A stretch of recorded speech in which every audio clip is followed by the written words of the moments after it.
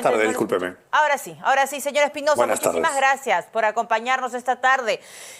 Bueno, tenemos un tema en agenda para el Congreso de la República. Esto sería una decisión muy importante a luces de que ya el Banco Central de Reserva al año pasado ha publicado un informe bastante interesante de la cantidad de personas o de clientes que lamentablemente fueron excluidos del sistema financiero a raíz de esta ley aprobada a fines del 2020, y en rigor entra en vigor en el 2021, pero usted como presidente, superintendente de la SBS, ¿cuál es su postura sobre esta decisión que está en manos del Congreso de la República? Bueno, en primer lugar, esperar que la decisión tomada en primera instancia se confirme. No es verdad y que se derogue esta norma que usted hacía mención, que ha sido tan claramente negativa en sus efectos, ¿no? Si bien es cierto, en el origen puede haber habido una intención de beneficiar a un sector de la población con un posible acceso a créditos o al sistema financiero, en realidad esto en la práctica ha sido todo lo contrario.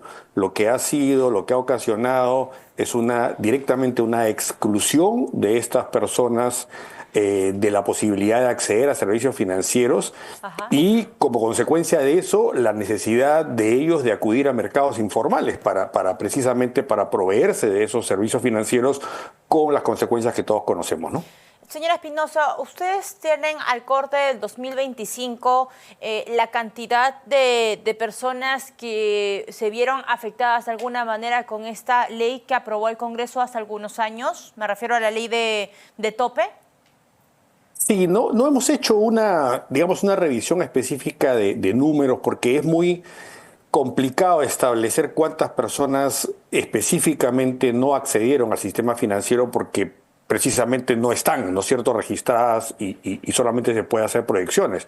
Lo que es claro por el crecimiento de otro tipo de productos informales es que es ahí donde esas personas han tenido que ir, porque no olvidemos que el servicio financiero, el acceso al crédito, es un servicio que todo el mundo necesita hoy en día y sin el cual no puede pues, hacer un emprendimiento, un pequeño negocio, una aventura empresarial. Y por lo tanto esto lo que ha generado es que estas personas tengan que dirigirse a ese tipo de mercados informales y en muchos casos vinculados a la delincuencia organizada con las consecuencias que mencionábamos hace un rato, ¿no? ¿Creció el mercado financiero informal a raíz de esta ley que se dio en el Congreso de la República? Sin ninguna duda, sin ninguna duda. Hay que tener en cuenta que el mercado informal existía, ¿no? No es que haya sido creado como consecuencia de esta ley, existía, y se ha sumado a él la vigencia de ciertas organizaciones o bandas que también se han aprovechado y han entrado a ese tipo de segmento, pero lo que ha habido en la práctica es un conjunto de personas que se han visto de la noche a la mañana impedidas de acceder a un sistema financiero formal. Y estoy hablando no solamente, ojo, de bancos, estoy hablando de bancos, de cajas, de cooperativas, en fin, de todo el sistema en su conjunto. Se han impedido, decía, de acceder a ellos y han tenido que ir a buscar el crédito precisamente al sector informal que mencionábamos, ¿no? Ahora, hay otro tema con el Congreso de la República, señor Espinosa, y es este probable octavo retiro de AFP. Hemos contado pues, una cantidad mayúscula, ¿no?, de propuestas dentro del Congreso de la República. Usted ya ha hablado en algún momento de ciertas estrategias por parte de la SBS y del Ministerio de Economía y Finanzas para tratar de frenar, ¿no?, esto que sería el octavo retiro, si es que se aprueba así en el Congreso de la República, de las AFP. Por favor, coméntenos, señora Espinosa, cuáles son estas estrategias, de qué va, cuál va a ser el trabajo, no sé si conjunto entre la SBS y el MEF o en todo caso solamente de la SBS. Perdóname. Sí, mire, hay que tener en cuenta que cuando se dan estos primeros retiros es en el momento pues de la pandemia, de la crisis económica, de la dificultad de los ciudadanos para llegar al día a día, ¿no es verdad?, para sobrevivir a fin de cuentas. Y entonces tenía mucho sentido pensar en de dónde se puede obtener dinero para precisamente cubrir esas deficiencias. Estamos hablando de algo que ya ha pasado hace varios años, estamos hablando de una situación además en la que la economía está creciendo después de tiempo, por lo tanto es un contexto muy distinto. Claro. En otro sentido también tenemos que ya en los últimos retiros que se han dado, lo que se observa es que la mayoría del dinero que se retira por parte de personas que tienen empleo, número uno, y en segundo lugar, que tienen remuneraciones medianas o altas, ¿de acuerdo? Por lo tanto, las leyes que se han dado, los últimos retiros, no han beneficiado a una población vulnerable, porque esa población vulnerable ya retiró su dinero en su momento. A quien están beneficiando, esas personas, insisto, de medios o altos ingresos, que además tienen empleo, no tienen una situación de carencia. Pero lo más importante, que es un principio además que la ley de reforma aprobada el año pasado ha establecido claramente, es que el ahorro en los fondos de las AFP es un ahorro para el futuro, es un ahorro para el retiro, es un ahorro para cubrir las eventualidades de la vejez de todos los ciudadanos. Y si ese dinero se retira antes, se retira ahora y se retira una y otra vez bajo los mismos argumentos, entonces lo que va a ocurrir en la práctica, que es lo que también ha dicho el ministro de Economía, es que cuando estas personas, cuando los ciudadanos lleguen a la edad de retiro, no van a tener fondos con los cuales enfrentar su vejez. Por eso es importante que desde el Ministerio de Economía, desde la superintendencia, se hagan campañas para explicarle sobre todo al ciudadano la importancia de proteger sus fondos de pensiones y de proteger al final de cuentas su jubilación. O sea, usted se refiere a campañas, imagino, masivas, un poco para explicar los riesgos que esto implicaría. Me refiero a un octavo retiro, si es que esto se aprueba. Correcto, hay que explicar en primer lugar que no es una buena idea y eso se lo hemos alcanzado la opinión al Congreso en su oportunidad y se la seguiremos alcanzando cada vez que corresponda, pero también hay que explicar a la población, hay que explicar a la población por qué es importante tener un ahorro para la jubilación y Eh, ese ahorro hay que construirlo en el tiempo, ¿no? claro, ¿cuándo se empezaría con esta campaña, señora Espinosa? Estamos trabajando en eso, estimamos que muy pronto vamos a salir ya con ese tema, como le digo, porque además, como usted sabe, estamos trabajando ya en el reglamento de la Claro, ley de reforma al sistema privado, al sistema de pensiones en general peruano, la que ley que se vence en aprobó el año junio, pasado, entiendo, el plazo. que vence en junio, correcto. Entonces estamos trabajando a muchísima velocidad con el Ministerio de Economía y Finanzas para tener el reglamento para esa fecha. ¿Cuánto se ha avanzado ese reglamento? ¿Están a un 80%? ¿Están a un 70% de la elaboración de ese reglamento, señora Espinosa? Mire, lo que pasa es que hay temas en el reglamento que son temas en los cuales hay una responsabilidad compartida entre el ministerio y la superintendencia, porque son temas, digamos, que tienen que ver con el sistema privado de pensiones, con los mecanismos de transición hacia fondos generacionales o hacia la Comisión de Productividad, pero hay otros temas también que son puramente competencia del Ministerio de Economía que tienen que ver con el impacto fiscal de la reforma, ¿no? Entonces, yo no sabría decirle en el paquete completo cuánto va, en la parte que es conjunta, yo diría que estamos, por lo menos a nivel de conceptos, si no de redacción, encima del 60 o 70% de avance, ¿no? Lo otro que quería consultar es que más allá de esta campaña, imagino que un poco explicándole a la audiencia, a los peruanos de a pie, ¿no? Los riesgos que esto implica, me refiero al octavo retiro de una AFP, además de esta campaña que usted ya lo ha explicado bastante bien, que es parte de una estrategia, yo imagino que también está presente esto de entrar, sentarse a conversar con los congresistas sin importar las bancadas, este trabajo de reuniones con las bancadas, ¿se hará? ¿Se realizará la SBS con el MEF sentándose con los parlamentarios, señor Espinosa? Sí, seguramente nosotros ya hemos tenido la oportunidad de hacerlo, ¿no? Y vamos a seguir haciéndolo y vamos a seguir coordinando con los señores congresistas, con los asesores, para explicarles precisamente lo que yo le decía hace un rato, ¿no? Que en primer lugar, que los fondos de pensiones son un mecanismo de protección para la vejez y en segundo lugar, que uno puede entender que haya una intención, digamos, benévola en una idea de un proyecto de ley, pero en la práctica ya se evidencia eso en los retiros anteriores. Esto no está beneficiando a los ciudadanos más desprotegidos. Entonces, no se cumple, o sea, mejor dicho, se desvirtúa el proceso, el concepto de lo que es la jubilación, se desprotege a los ciudadanos para el futuro y a su vez ni siquiera se logra el efecto de corto plazo que es beneficiar a ciudadanos de bajos recursos. Entonces, Claro. no tiene ningún sentido por ningún lado, ¿no? Usted, y punto aparte, señor Espinosa, usted se refirió al manejo de parte de las cajas y de algunas microfinancieras. Usted fue bastante enfático al señalar pues, que hay incluso cargos dentro de estas cajas que tienen cierta cercanía con los alcaldes o partidos políticos, ¿no? El señor Jorge Solís, hoy temprano en una conferencia, ha pedido que se retracte.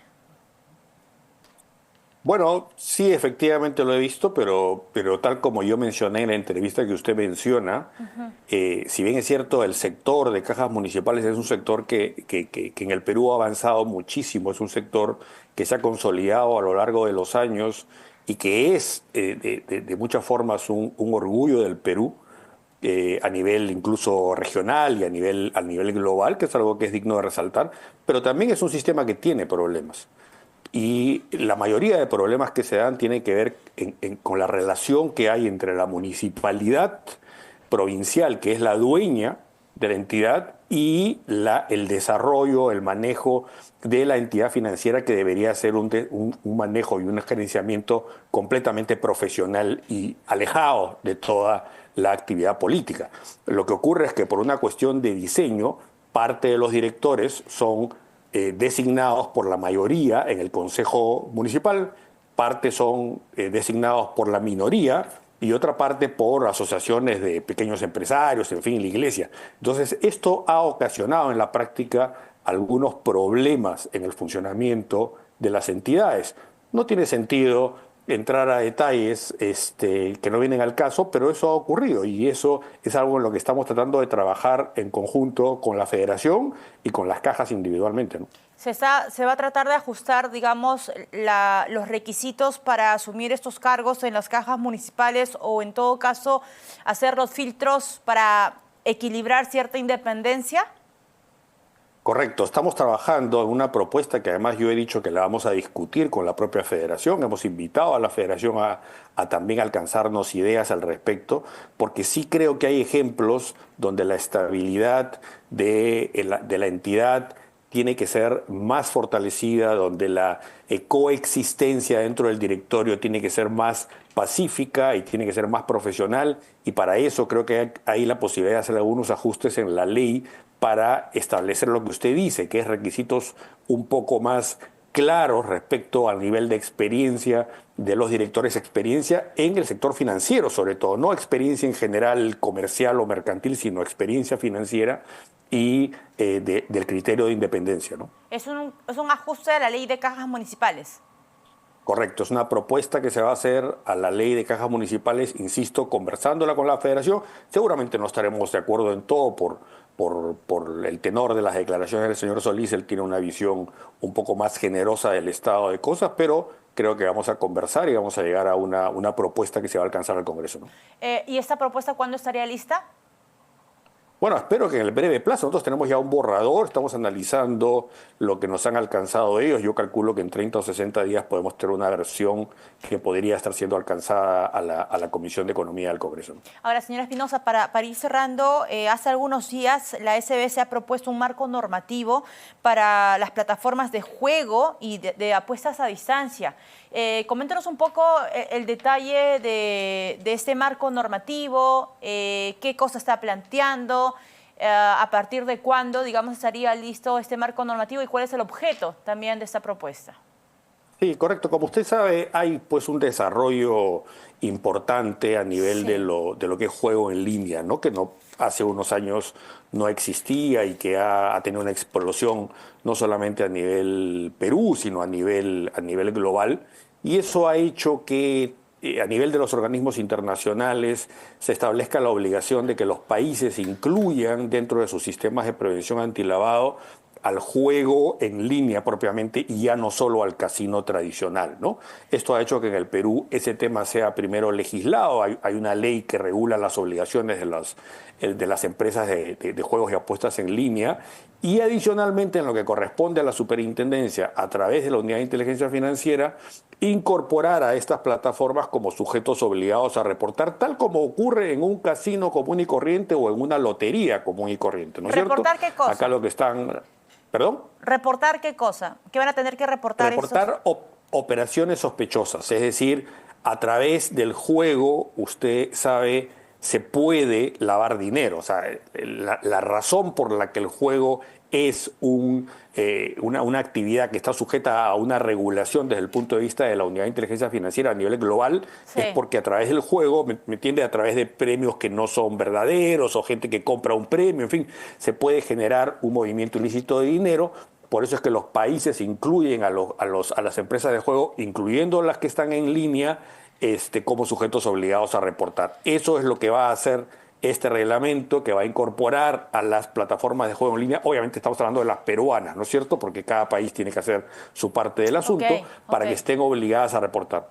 Estamos hablando de plataformas de juegos en línea y de apuestas, que este tema de las apuestas también Correcto. ha tenido un crecimiento brutal en los últimos años, en los últimos meses. ¿Ustedes han identificado un total, el universo de plataformas de juegos en línea y de apuestas en Perú, señora Espinosa? Sí, no tengo el dato en este momento en la cabeza. Sí tenemos una relación de más o menos cuántas son las empresas que están operando. Eso se lo podría alcanzar en todo caso en otro momento, Ajá. pero sí tenemos una clara idea de qué es lo que está pasando. Aparte, es bastante público, ¿no es verdad? Claro, ¿desde cuándo entraría en rigor, perdón, en vigor esta medida? Yo calculo que en unos 30 o 60 días debería estar entrando ya en vigor, porque como le digo, es algo que ya viene de una ley que se ha dado como marco para toda esa industria y que aterriza en lo que es la parte nuestra, que es que estas empresas sean también Claro. sujetos obligados a reportar. Claro, y se tiene dentro del marco normativo, y con eso ya tengo que cerrar, señora Espinosa, alguna multa en caso esta plataforma se niegue a transparentar o comunicar las operaciones sospechosas que registra. Correcto, eso es bien importante porque la incorporación de estas empresas dentro del sistema de prevención antilavado hace no solamente que estén sujetas a multa en caso de incumplimiento, pueden estar sujetas a sanciones penales también. O Ajá, sea, una empresa, llámese una empresa de juegos a apuestas en línea o una empresa cualquiera que esté obligada a reportar a la UIF y que conscientemente no lo hace, está cometiendo un delito de lavado de activos. Entonces, esto es algo muy serio, muy riguroso y esperamos contar con la colaboración de todo el sector, cosa que ya hemos hecho algunos avances para que entiendan la sensibilidad de esta obligación y para que sea una parte que colabore con el fin claro. que creo que todos compartimos, que es prevenir el mal uso de estas plataformas a través del lavado de dinero, ¿no? Qué interesante. Esto parte o va desde una multa hasta una acción penal o una sanción penal, que entiendo que es el Correcto. mínimo y el máximo. Y en temas de multas, ¿de cuánto estamos hablando? ¿Cuántas UITs? Bueno, la Unidad de Inteligencia Financiera tiene un marco de establecimiento de multas que no es muy alto, ¿no? Estamos hablando de 4, 5, 6 UITs, 10 en algún caso, dependiendo de la obligación, pero no son multas muy grandes, porque la intención además no es pues multar, ¿no? Digamos, la Unidad de Inteligencia Financiera no busca multar a los sujetos obligados a reportar, lo que busca es que cumplan. Lo Claro. que necesita la Unidad de Inteligencia Financiera es obligación, es la información, no es el dinero, y la multa es sobre todo una herramienta que permite o disuadir o influir para que ellos cumplan con su deber de reporte, ¿no? Perfecto. Entonces, a más tardar, digamos, esto entraría en vigor en junio, que son 60 días Sí, aproximadamente. yo calculo, sí. Muy bien. Señor Espinosa, le agradezco que nos haya acompañado esta tarde. Sergio Espinosa Chiroque, superintendente de Banca, Seguros y AFP. Hemos hablado